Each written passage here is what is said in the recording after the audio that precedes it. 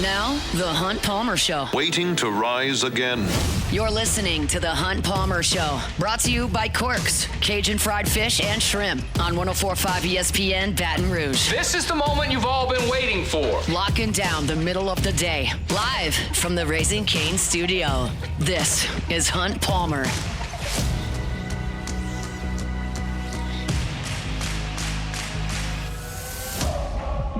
Hour two, final hour of the week here on the Hunt Palmer Show. Friday show is brought to you by Corks, Cajun fried fish and shrimp. We'll talk a little baseball later on. Got some thoughts on Texas Tech and Texas coming up in 15 minutes. Might get Jordan Taylor to chime in on that one. But for right now, we're talking Hoodats, black and gold in OTAs. Matthew Paris covers the team for The Advocate and NOLA.com. He joins us now on the Jim's Firearms Hotline. Matthew, thanks for the time. How are you? Hey, I'm doing great. Thanks for having me. It's our pleasure. Your entire beat went to a wedding in Rome, I'm told. Is that the case? You got nobody left? Some people did. Luke, my beat partner, and the cat from Dave Hellman for The Athletic got married over the weekend. So I know Dave well. We all worked at the LSU student paper together, and I wish him nothing but the best over there across the pond. But you're making things happen over there in Metairie. Let's not bury the lead. I want to talk about Tyler Shuck first and his role now as a full-time starting quarterback and how that looks different than it probably did a year ago this time. yeah, it really is like apparent. He's not only, I think you're seeing some more progress in his game, but beyond that, you really see him embracing the leadership responsibility of the face of the franchise title that he's kind of been given. And I really think, you see kind of his leadership. He really takes it seriously. I mean, guys, we were talking to players yesterday after the OTA, and they just had his leadership has kind of been off the charts in terms of like Zach Wood told Jeff Duncan, our columnist, that, he's already determined that he's going to vote Shuck a captain come the fall. And, you would obviously hope your quarterback to be, and most quarterbacks are selected captain. But then again, the Saints didn't name a quarterback captain last year. So I just think it's reflective of kind of, the strides he's made, going to all these different events, but still focusing on his game. He said the difference between last year was night and day, and I think you kind of see that. Let's talk about the wide receivers that they have armed him with and what y'all been able to see from them, whether it was in rookie minicamp where you've got a lot of rookies in that wide receiver room or in OTAs when they got out there yesterday. How different does that room look than it did probably in December of last year? Well, it definitely looks different. I will say, because Jordan Tyson was pretty much in bubble wrap yesterday, we didn't really get to see that much. But I think a guy like Jalen Polk, he had been kind of a big question mark. Is what are they going to get out of him? What can they expect? And he looked pretty crisp on some routes. I thought what really stood out yesterday, not to just completely ignore your question, but the tight ends. Okay. I expect them to be a big part of this offense as well. Shuck was really targeting Juwan Johnson, Noah Fant, Maliki Monteval, Trayton Welsh. Not all of those guys are going to contribute come the fall, but Juwan Johnson and Noah Fant probably will. And so, I think the weapons around Shuck, wide receivers and elsewhere, I just think are generally improved. And so, the Saints have tried to do that, and I think, it's promising so far. What's the vibe around the Kamara situation when you ask Kellen Moore? Y'all have talked to Mickey Loomis. Maybe if you've asked some players, what's the deal there? The vibe is, please stop asking us about this. We're tired of talking about it. Okay. It's just really kind of, it's very vague. They haven't really said one way or another what they plan to do. I mean, the closest Mickey Loomis has gotten to publicly acknowledging that, he didn't outright say that Kamara is making too much, but reading between the lines, that they would like him to take a pay cut or maybe cut him. I don't know if how they feel about that exactly, but I feel like they've got to make a decision sooner or later. They punted the ball again yesterday. on that, and he wasn't there, so there was really kind of no need to address it further. How do you feel about the other guys if they were to cut him? Yeah, I think the room would be okay. Obviously, sign Travis Etienne to be your lead running back. They clearly were in the running back market and went out and pursued him pretty aggressively. Devin Neal, I think, was very solid in pass protection last year. He got that job even over Kamara midway through the season. I think he showed flashes of being a capable runner. Kendra Miller is a big question mark. I have some skepticism of whether he can stay healthy over the course of the season, but I think last year was his most encouraging from a rushing standpoint. So the room is okay. It's nothing that really should excite people, I think, but it really just depends on Travis Etienne and what he can do and whether he can be a capable runner and lives up to that contract. I know that Zach Wilson was not there when y'all were able to watch, but obviously Spencer Rattler is still there, and they brought Wilson in. So what do you feel about the backup quarterback situation and how likely it is that those two guys are on the roster week one? Yeah, I would say I think they'll probably keep them both. I mean, we saw the Saints keep three quarterbacks a large part of last season. You know, they kind of toyed with Jake Hayner's status a little bit, floating him on and off the practice squad. Zach Wilson has been a guy who's been the number 3 before. I think if he were not to beat out Spencer Rattler, he would still probably command a roster spot. He did so in Miami and Denver. He was the 3 there for a stretch. And so, he's a guy that, even though he's the same age as Shock and Rattler, basically, he has a lot more experience. He's kind of that happy medium of giving them some experience, but also being young. We'll flip it around to the defensive side, and Matthew Paris is our guest, Saints beat writer for Times-Picayune and NOLA.com, The Advocate. So when you talk about the defense, the storyline that most were focused on yesterday was Jonas Sanker and his move down into that slot corner spot. How do you feel about his skill set there, and how confident are you that's where he's going to play when they start playing for real? Yeah, I think it makes a lot of sense. I mean, Kellen Moore kind of kept it open-ended that slot would be a competition. But I think there are reasons they gave him the first crack at it.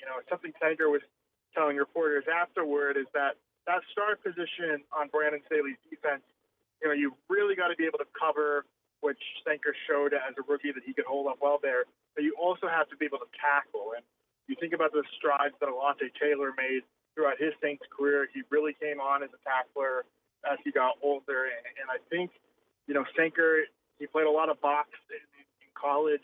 He's a hard hitter. That suits him pretty well. And I get that why they went him. I think the other option that they could have done there is Julian Blackmon. But Julian Blackmon's injury history, I think, makes it a little harder to count on him over the course of the year. And with Sanker being younger, being healthier, that is such an important position for Brandon Staley's defense that you really, you train the younger guy and hope he works out rather than have Blackmon get injured and you're kind of scrambling later. Anything else from the interview sessions where y'all were doing locker room reporting and talked to Kellen Moore that has stood out? I know that they're out there in shorts a lot, and we're not diving into the trenches at this point. But anything that stood out to you over a couple of days? Yeah, I would say that from an interview standpoint, I think Chris Olave is in a really good space. Obviously he was there at OTAs. Some guys in a contract situation just either don't show up entirely or, withhold themselves in team drills to not get hurt or risk injury when they are kind of in that contract talk time. But I think it's a reflection of how well talks are going. He said that himself. He said, he's at 100%.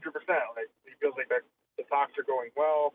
He hopes it's done by training camp or during training camp. And I just think he's pretty pleased with how talks are going, and that's notable given that, the Saints face the decision of whether to pay him over $30 million a year.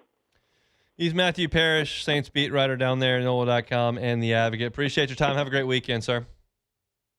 Hey, appreciate it. Thank you. To catch up on the New Orleans Saints down there from the Big Easy. I'm impressed with Chris Olave showing up and getting work in, and I'm impressed with his answer. Same way when Kamara was going through the talks about an extension, and that was in the middle of season. I'm always impressed when guys kind of put money talk off to the side and go play and let the money talk figure itself out when it's time to talk money. I realize it's a business. I realize it's their livelihood. It's a lot of money, and I don't want anybody taking $4 million off my table. I don't have $4 million on the table to take. But if I understand the premise, but that doesn't mean that I can't appreciate when the guys show up and get their work in. And Chris Olave is doing that right now for the Black and Gold, so certainly do appreciate that. Texas Tech's talking a lot of noise. We'll talk about that next. The Hunt Palmer Show. Last time I'll remind you from our friends at Ochsner that May is Stroke Awareness Month, and they want to remind you, as I have all month long, to be fast. Be fast is an acronym. For B, it's BE, balance, and eyes. Fast, face, arms, speech, and time. Balance is a person unable to maintain proper balance. Eyes, person's vision affected. Are the eyes deviated to one side? Face, does the side of the face droop or is it numb? Arms, is one arm weak or is it numb? Speech, is the speech slurred? And time, if person shows any of these symptoms over time, even if they go away, you might need to get them to a hospital. So Ochsner wants to remind you to be fast. Of course, there are ways to help prevent strokes. Manage your cholesterol, get regular exercise, eat a healthy diet, avoid smoking completely, get treatment for circulation problems as well. These are all things that can help with strokes, and all month long in May, we've been reminding you to be fast. That's from our friends at Ochsner. You're listening to The Hunt Palmer Show, brought to you by Corks, Cajun Fried Fish and Shrimp.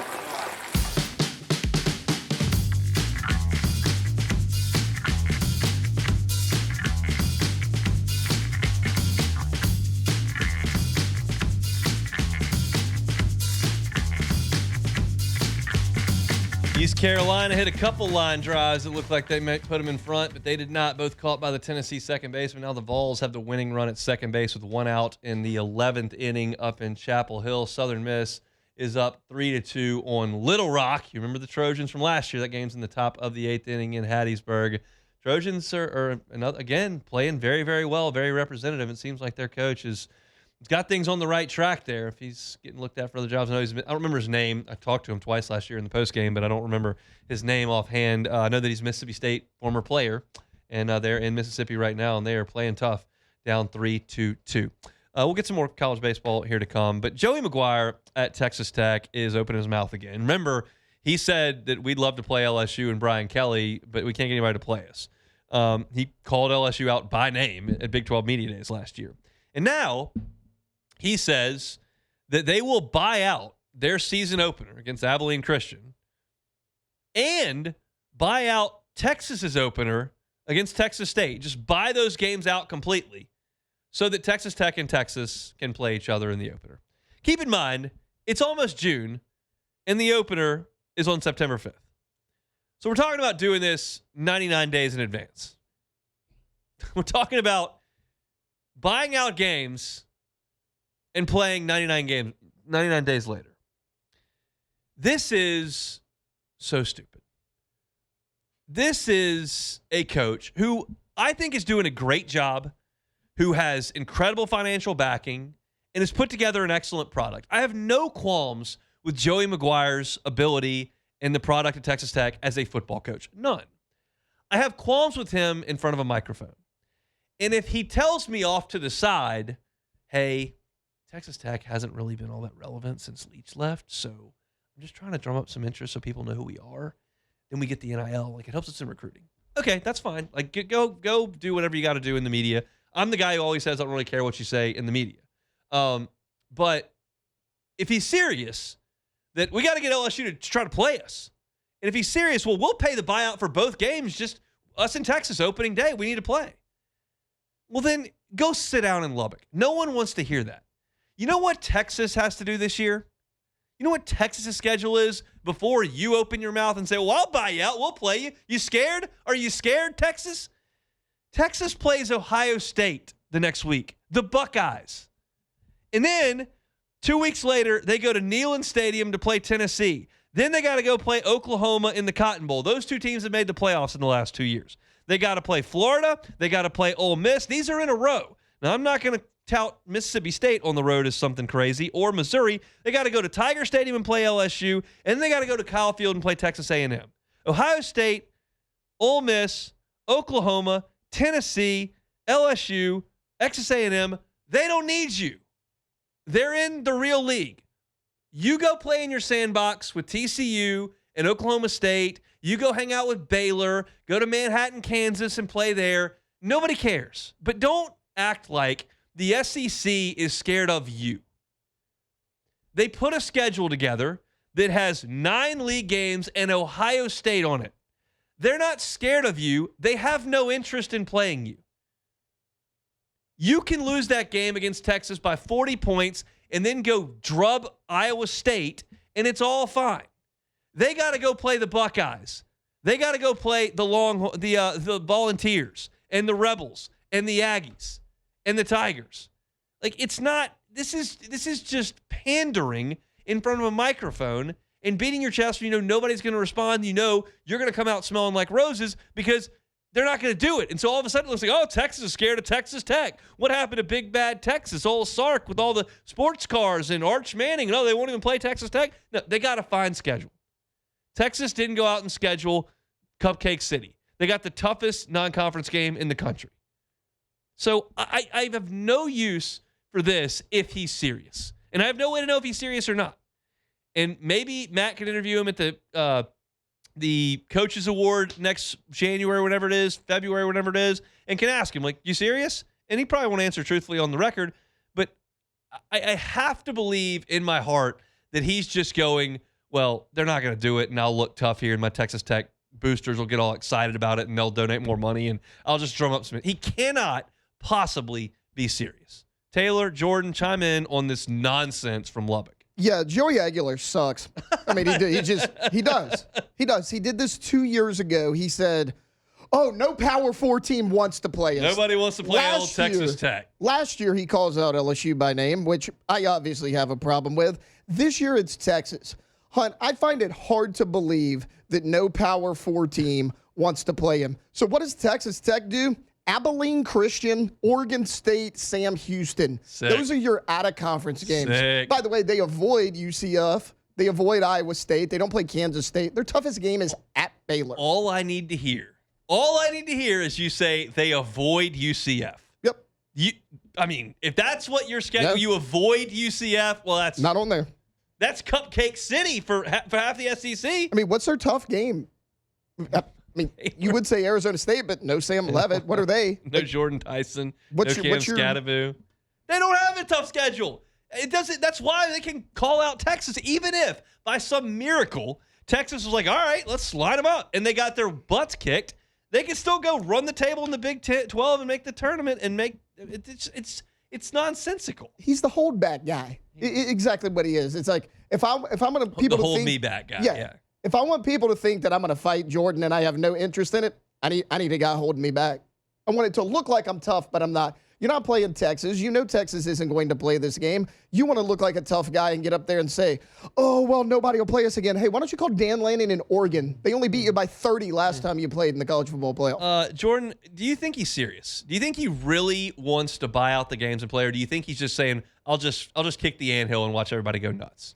I don't think he's serious in a way. I think he, like you said, that he knows Texas is not going to do it. So that's why he has the high ground. If they were putting it in a sense where he has the high ground, he understands it. No way Texas would buy that game out and you just laid out the schedule. I mean, it's the schedule of doom and despair. My goodness. I mean, I was like, goodness gracious, it just gets worse and worse every week. So, no, that's not going to happen. Texas Tech, again, I feel like these schedules are made, years in advance? So that's on them. Yes. Like, I'm about to say, like, these people, LSU announces the 2029 game already. So it's like these schedules are in place years in advance. Texas played Texas Tech forever and ever and amen and beat the brakes off them unless Michael Crabtree was pulling free on the sideline. What a throwback. I mean, it's just I don't know. It's part of my like press conference thing where I'm just like, I don't have the energy for this. Half the time it's just fluff. Half the time it's just coach speak. And in this case, I think it's just a guy who's kicking the anthill so his boosters will be all excited because there's nothing that Joey Aguilar can do to his booster base. Nothing to fire them up like throwing shots at Texas because that's the big bad wolf. And so you can pick on Baylor all you want, and you can pick on TCU all you want, and you can throw haymakers at Houston because they're all in your league and you're all on level footing. You're not Texas. And yeah, and again, like I said, this is the top. He's got a good team. They got so much damn money. They can pay money. A lot of guys. Unfortunately, their quarterback couldn't take that money and put it into investment funds. He's wanted to dump it down the toilet on parlays. Yeah. But I mean, it's just so silly. And I think this guy is going to wear out his welcome nationally. If he wins at Texas Tech, then nobody will care, and they'll just think you're awesome. But like, you come off as a clown when you say in late May, "Hey, uproot your schedule, play us," because. And he can't go by the like you don't play anybody because they play Ohio State. Yeah. So it just doesn't work. Well, it's funny though. He even threw out there how much money Tech had. He goes, if Texas doesn't want to buy it out, I'm sure we got boosters. Yeah, we got it. We'll buy it out too. Like, first off, Texas has money. Secondly, look at the investments you made. You paid a quarterback $5 million who can't play. So like, worry about your own investments. He's a clown. It's not a great. It's funny though because we needed this. It's May. We need like this. We need little stuff like this to keep happening. We'll take it. Tennessee and East Carolina still tied in the 12th inning in Chapel Hill and Little Rock. The Trojans just pulled even in Hattiesburg. They're just hanging around. Now they're right in the thick of it as you get to the last inning. We'll see if the Trojans can spring a 4-1 upset. I know my guy Musso down the hall has got a 16-game parlay on the 1 seeds. Now the question is Auburn going to kill that immediately? And I haven't watched Auburn in a little bit. They're in a weather delay. Ugh, what a gross weather delay for Auburn. You were down 6 runs to Milwaukee, and you got to go sit in the clubhouse and think about it. It's a bad time for a weather delay. Brutal. Hey, what if it sparks it? What is this a spark? Like the Cubs. Cubs won the World Series after a rain delay, but it's not exactly a spark when you're getting your butts kicked. The Cubs were tied when that rain delay happened, but. Little Rock out on the mound there in Hattiesburg. I'll tell you all this. It's just looking at that field in Hattiesburg. I went in 2022 to do the color for the Sunday regional game when LSU was playing to win it against Southern Miss. And I walked down on that field. It's all turf, 100% turf. It was the hottest surface I've ever stood on. The heat just radiates off it like up under your hat. Like I can't imagine playing center field out there, just standing. Like you could melt your cleats. It's not even June or July. It's a rough playing surface there at the Pete, which the heat gets rolling. Mississippi State's pulled ahead of Lipscomb 3-0. USC Upstate is up on Oklahoma State. That's in Tuscaloosa 6-4 in the 4th inning. Florida putting on Rider. It's 4-0. And Texas all over Holy Cross 12-0. Texas did not throw either of its top 2 pitchers in that game, so they'll be ready for bear as they move forward in that regional. Home run, Southern Miss. That's a long ball for the Golden Eagles. They take the lead there in the 8th inning, so Little Rock got some work to do in their final at bat. We'll come back. 30 minutes left to go. It's the Hunt Palmer Show. The Hunt Palmer Show. Fabry Chevrolet GMC online at FabryChevrolet.com, FabryChevrolet.com. Every car that is on the lot is online there at FabryChevrolet.com. Fabry family, you know the name because they've been in town for 35 years, and they do things the right way. They treat their customers right. You have a wonderful buying experience and great service after the sale as well. So go by and see them at their newest point. It is Chevrolet GMC in St. Francisville on Highway 61. If you're looking for Chevy Silverados, they got them. Looking for GMC Sierras, they got them. If you're getting that family together on the road trip, you're headed to the beach, you're headed to the Tennessee mountains, you're headed to the grandparents' house, wherever you're headed. If you need a new SUV for that or a used SUV for that, go by and see them on Highway 61 in St. Francisville. Every vehicle they've got is online at FabryChevrolet.com. It's Fabry Chevrolet GMC online at FabryChevrolet.com. You're listening to The Hunt Palmer Show, brought to you by Quirks, Cajun fried fish and shrimp.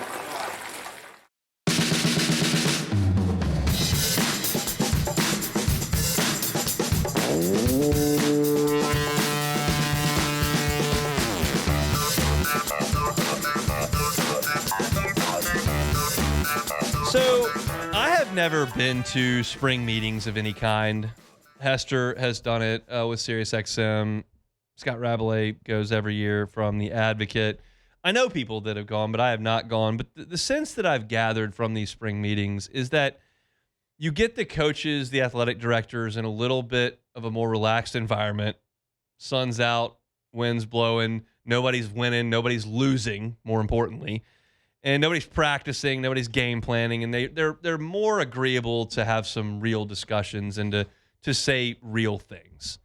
And so I think some of the things that reporters gather from these are, I hesitate to say important, but maybe they're closer to the truth than what you might get in an open press conference where you get a lot of coach speak. And so I was interested to read Heather Dinich's piece on ESPN.com from Palos Verdes, California, and Destin, Florida, where she went to media days for 3 different conferences, but mainly the SEC and Big Ten. And essentially what she writes in this piece is that the Big Ten, the Big 12, and the ACC are all very much in on the 2014 playoff. The SEC is not so sure. And I don't know this, but I think this. And look, Greg Sankey's talked a little bit, but I think the SEC's biggest point of contention with that is that definitely takes our conference championship game away. And it's a huge cash cow. And so, again, this goes back to our earlier discussion this week of you've got a bunch of people who are voting for things and they're self-serving with their vote. The vote is not, hey, what's the best thing for college football, A, B, C, or D? They may phrase it like that, but the person only votes with what's best for you. And so for Greg Sankey, it's best if the SEC keeps its conference championship game. For Tony Petitti, the Big Ten, it's best that they keep their conference championship game. But for the little guys, ACC, Big 12, it's best to get more teams in the tournament. So they'll vote that way, and those contradict each other. For the SEC, you want to pool your television rights? Hell no. So they'll vote that way. For the Big 12, the ACC, what's left of the Pac-12, the American, like, hey, y'all want to pool these rights and get some of this Big 10 and SEC money? Hell yeah. So they'll vote for that. It's completely self-serving. And Mike Elko said it out loud this week. He was like, well, how many teams do I think should be in the playoff? 40. Because I got a pretty good chance to make the playoffs if I'm in 40, and they're not going to fire me if I keep making the playoffs. But is that the best for college football? No, we're all just voting for ourselves, and he's right. But it sounds like, based on what Heather Dinich was able to discern, that they think that 24 is coming pretty quickly. And I've given you all my thoughts on this. That's too many for my liking. I've seen LSU teams ranked 17th, 23rd. They're not playoff teams. Now, I've seen LSU teams go 10-2, like 2006, that were absolutely playoff teams. And that's why I didn't like 4. But 12 is where I like it. 16, I think is too many, but I'll live. 24 seems like too much. And it's especially too much if you're going to start guaranteeing spots to James Madison and Tulane and Liberty. But nobody's going to listen to me because everyone's going to vote with their wallet and their self-interest. And that's where we're headed on this thing. Now, Kirby Smart started talking about the SEC breaking away and doing their own thing, and that doesn't sound great to me. That sounds destructive to me. That sounds like you're ripping the thing not even in half, but disproportionately. I don't care about the conference title games. I've said that. I don't need the SEC championship game. Is it good football? Yeah. Are there proud fan bases in there and a loaded, gorgeous stadium and a prime television window and a great product? Yeah, it's great. But so would a playoff game be if it was 2 really good teams. I would rather watch a playoff game, just for an actual example that happened, a playoff game between Tennessee and Ohio State in the shoe, then I would watch Texas and Georgia in a game that technically is really just a chance to lose another game. I don't like that the SC championship game sits there as an opportunity to lose. That's kind of what it turned into. And there shouldn't be a penalty late in the season for losing a game that no one else plays in, is my thought. And I hear y'all, just win the game, just win the game, just win the game. Well, I'd rather just not play in the game.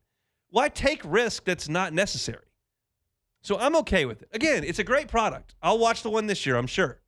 LSU's in it or not. But I'd rather watch a playoff game, and I'm okay with it if it's 16 teams. Better with it if it's 12. But 24 just seems like a lot.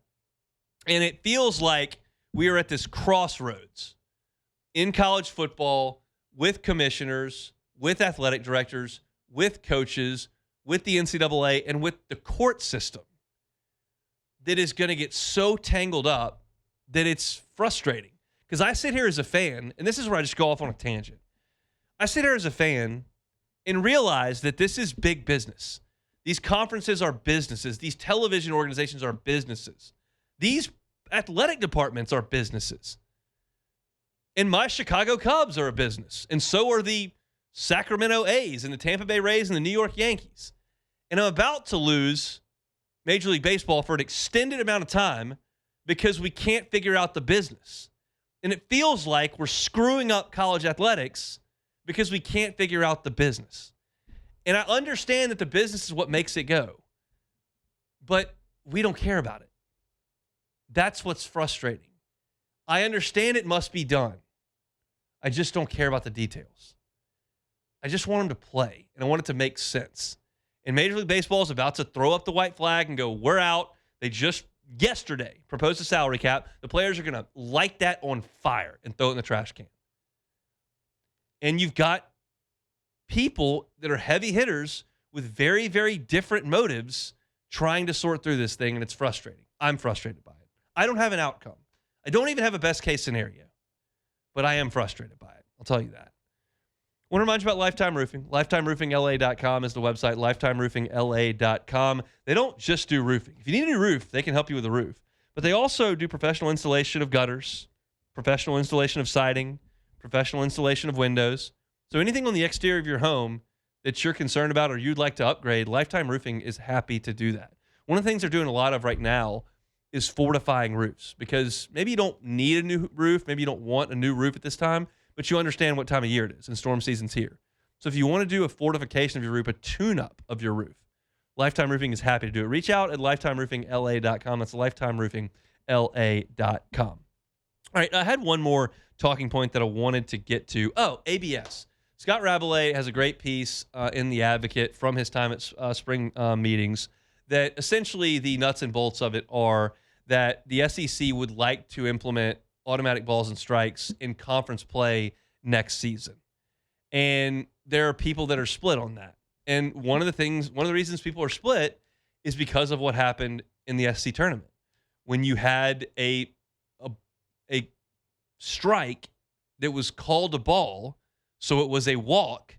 So the runner stealing from first thought it was a walk. He stopped. It was Stephen Milam. And then he turns out it was a strike at home. Well, now we can throw the guy out because he hasn't walked. Well, what happens? And it's like a judgment call. Here's the discussion that I have about it. I think ultimately I come down on being positive ABS. Like, I want ABS because I think that umpires miss a lot of balls and strikes. And I think that getting that right is really important. I think one of the backbones of the game of baseball is controlling the strike zone and pitchers locating and hitters taking. And when you reward bad, I don't like that. I don't think you should be rewarded for a pitch that misses the plate by 6 inches and you get strike 3. I don't think you should get rewarded when you take a third strike over the outer half and it's called a ball. And it happens a lot.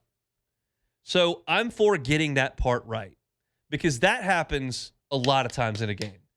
The situation that LSU got into with the stolen base, ball 4, now it's strike 3, doesn't happen every game. It doesn't even happen once a series. And I understand that's bad when it does happen. But you're talking about the lesser of two evils. I would like ABS. One thing that I noticed, I watch a lot of Major League Baseball. I watch the Cubs just about every night. Their system is very quick, and I think the SEC can do it very quickly. So I will not listen to an argument about speeding up the game. If you're talking about the efficiency of the technology, it works. If you want to talk about college pitchers not being able to throw strikes, I'll listen to that. what I think you'll see is they'll adjust and they'll get more plate. And that may create more offense, but that's okay. You can swing the bats. I'm okay with it. I understand the flaws. And if they decide not to do it, I'll live. I've watched them play my whole life without it. But I think it works in Major League Baseball, and I think it can work in college baseball. So if you want some thoughts on that, Scott Ravelet had a one-on-one there at spring meetings in Destin and has a great piece in The Advocate about it. But I'm for automatic balls and strikes. I think it's a good thing way, way, way more often than it's not. And look, there's nothing that's perfect. So I'll take it. All right, we'll come back and close things out. It's a Friday edition of the Hunt Palmer Show. The Hunt Palmer Show. Love telling you about my friends at Marucci. Marucci is just a gem here in Baton Rouge because you have two former big leaguers that come together with their former athletic trainer and decide, hey, we're going to go ahead and make a bat. And they do. And they do a great job. And then they give me a few more, and they get them in the right hands. And all of a sudden, 22 years later, which can go by in the blink of an eye, it's the official bat of Major League Baseball. The best of the best use Marucci. And you can take a tour and learn about that story and learn how those bats are made. They make 1,200 of them a day.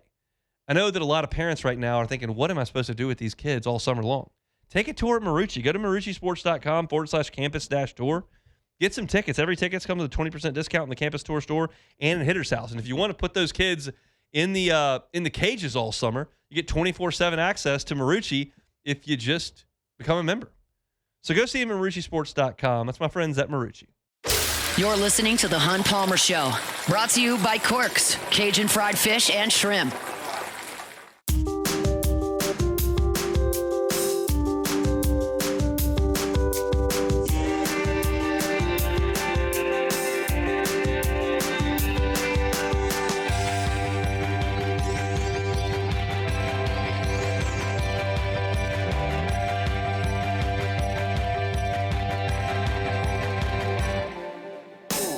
Y'all, I opened the show today almost 2 hours ago, and I said, look, I didn't know how I would feel about watching regional baseball since LSU wasn't in it.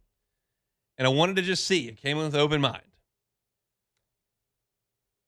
This is awesome. I'm so in. My heart is not broken. I'm watching. The baseball right now is off the charts. East Carolina and Tennessee are in, I think, the 13th, 14th, 15th inning up there. I can't even see that far, but I know it's 2-2. 13th. It's the 13th inning. It's been an incredible game. Florida was winning 4-0 in the 8th, gave up a grand slam, and then a 2-run shot to Ryder to go down 6-4. They just hit a solo shot, so now it's 6-5 Ryder in the bottom of the 8th inning in Gainesville. So Florida's got to score to stay in this thing. I'm watching Little Rock dump 4 in the 9th inning on Southern Miss to take the lead. Angel Cano just struck out. I know y'all remember him quite well. So that's game's off its rocker. Auburn got down 10-0 to Milwaukee. They're down 6 in the top of the 7th inning. They've resumed that already. We've already seen an incredible game between Kentucky and Wake. Wake hit a game-tying home run in the 9th, but Kentucky came back and won in extra innings to beat Wake Forest, so they'll likely play West Virginia tomorrow. Like, the baseball is just incredible right now. Mississippi State's in control. They're up 4-0 over Lipscomb right now, but USC Upstate leads Oklahoma State 6-4. Texas has unloaded on Holy Cross. It is 16-0. They got 16 runs on 17 hits in that game. Not to be outdone, Georgia Tech won earlier today. They threw a little 22 spot on Illinois Chicago. What? Won that one 22-5. What? So it's been an incredible day of baseball. Right now, Tennessee's up against it. It's the top of the 13th.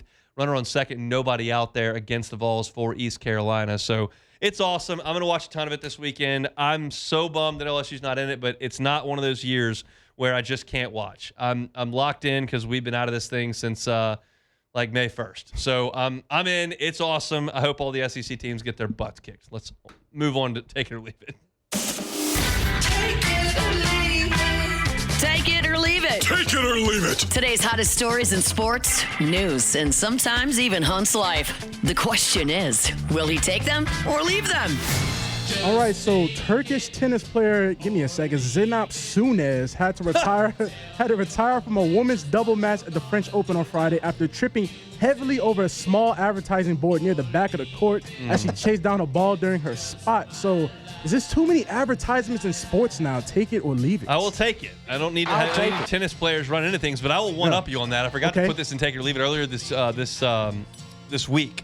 All right. Top prospect for some organization, not the top, but one of their better prospects. Okay, in the farm system. Don't know who he is, don't know what team it is.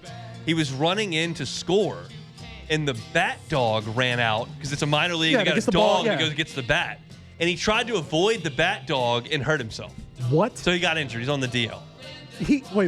So he like tore his knee up from I don't dodging think he tore his ACL, but like he tweaked something and can't play for a couple weeks. For dodging a dog. From dodging a dog. I'm cutting you. The bat dog. You're getting demoted. You're getting cut. The bat dog has been suspended. What? The dog got suspended? The dog can't have a dog out there running around with man. The prospects are trying to score runs, and the dog got in the way. Okay, look, the dog might have been a bad boy for this one instance, but if you're tearing your knee up dodging a dog, you can't play. You are not a professional. I'm team dog on this one. Come on, man. I would be beside myself if young Chris Bryant has tried to avoid a dog on free beer night at the AA game. Come on, man.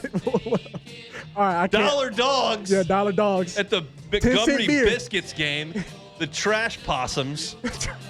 What is the Montgomery Biscuits? Yeah, the Montgomery Biscuits. All right, so federal prosecutors allege Terry Rozier agreed to a $100,000 bribe in order to manipulate his performance in the NBA game as a part of a gambling scheme and filed 2 new charges against him today.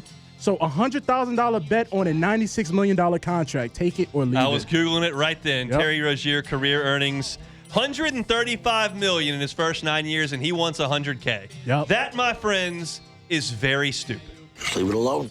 Very stupid.